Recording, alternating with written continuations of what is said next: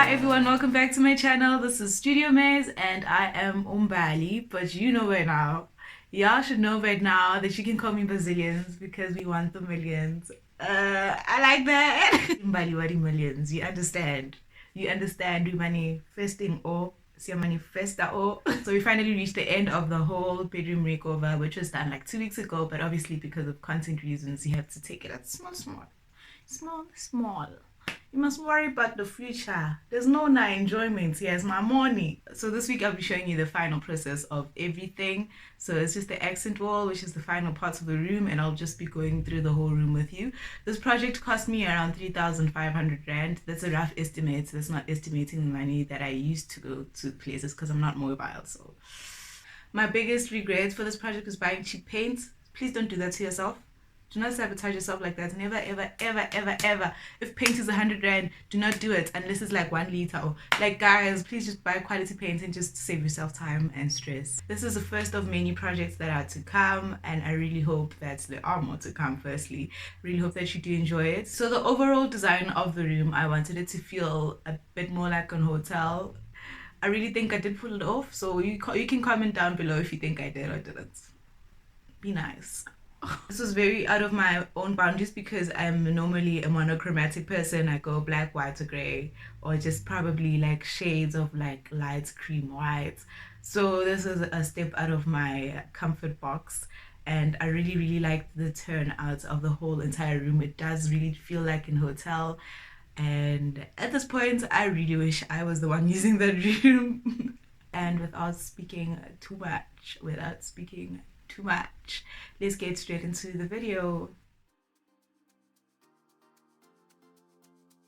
So this is day one. I started off by using some of the timber pieces that were left over and started coating them with some instant bond contact adhesive. I cut everything down to the sizes that I thought were most appropriate, and as you can see, I'm using the timber pieces that are gonna go up and below the frame as spacing between the longer pieces of wood.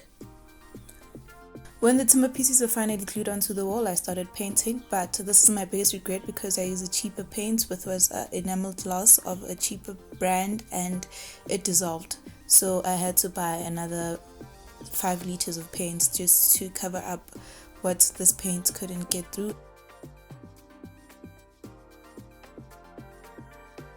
So because on the top half of the wall I'm going to have wallpaper, I decided to start drilling the holes on where I'm going to support my shelving.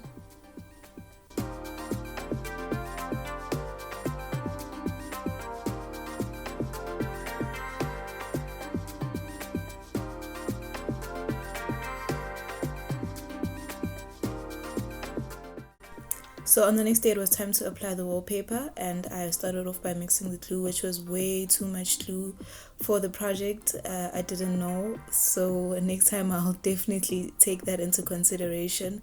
This is basically 5 liters of glue, and as you can see it's a very nice and thick consistency. I only use a quarter of this amount and the rest had to be discarded.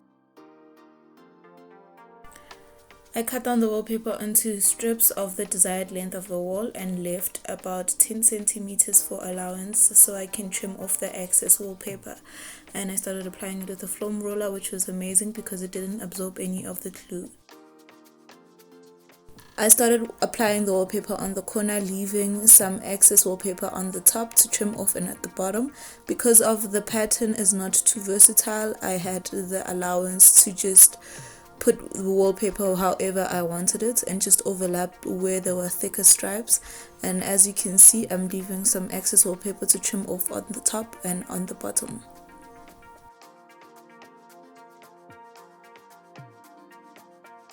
So prior to applying the cornice, I started off by trimming where the cornice would go. I wasn't too strict about how straight the wallpaper was ending off because it was going to be covered, and I started spreading some cornice adhesive onto the cornice. I'm saying it so many times, and I just applied pressure so that the excess product could fall out and I could clean it up.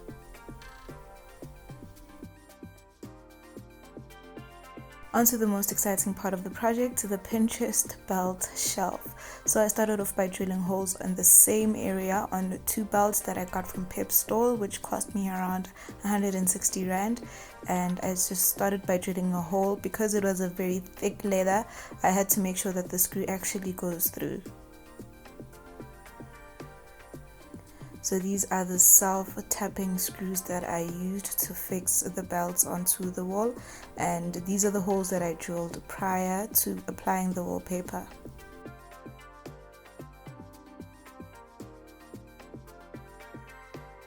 And to the last part is just putting the piece of wood that you're going to use as the shelf. And trust me guys, this thing is super secure.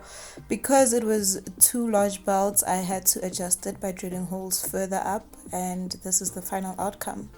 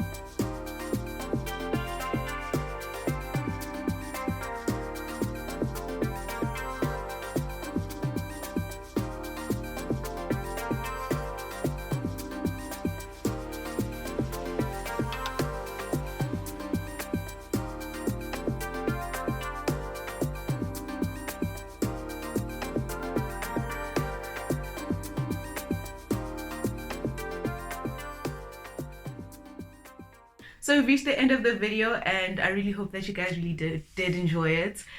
This is a very, very big step in the right direction. It's a milestone for me, so all of the shout outs are coming. Prepare yourself. So first and foremost, I'd like to thank the God Almighty for providing me with the knowledge and the creativity, and I really feel like this is a step in the correct direction because it really speaks to my destiny. I really like what I'm doing. I love it actually. Also, I'd like to thank my parents for believing in me and supporting me. Special shout out to Mama for barging into my room every 2 minutes for no exact reason. Why do parents do that? Why do parents do that? You get a shout out. You get a shout out. Everybody gets a shout out. As I said, the list continues. Special shout out to my friends, y'all are rockstars. Special shout out to my WhatsApp contact. Thank you to every single person who's been tagging me on Instagram or sharing my content. A very special thank you to Unati for providing me with music. Y'all just been doing the most for me, and I really, really do appreciate it from the bottom of my heart. A special thank you to my brother, my friend, Breezy. Brilliant, thank you so much for transporting me everywhere and basically being my Uber driver to go buy paints, to go buy a cardboard, to go buy roller paints. Really appreciate it. And thank you to my two biggest critiques. These 2 people are really not afraid to tell me.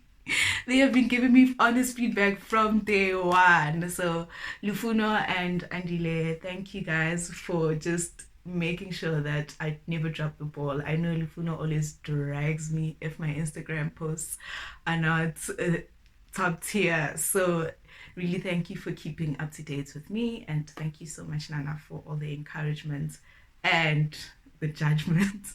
And if you haven't subscribed, please do. I mean, you've watched it this far. Come on. Yeah, there's a change in lighting now, so I just need to wrap it up. From me, your favorite DIY Han, signing out. Love y'all.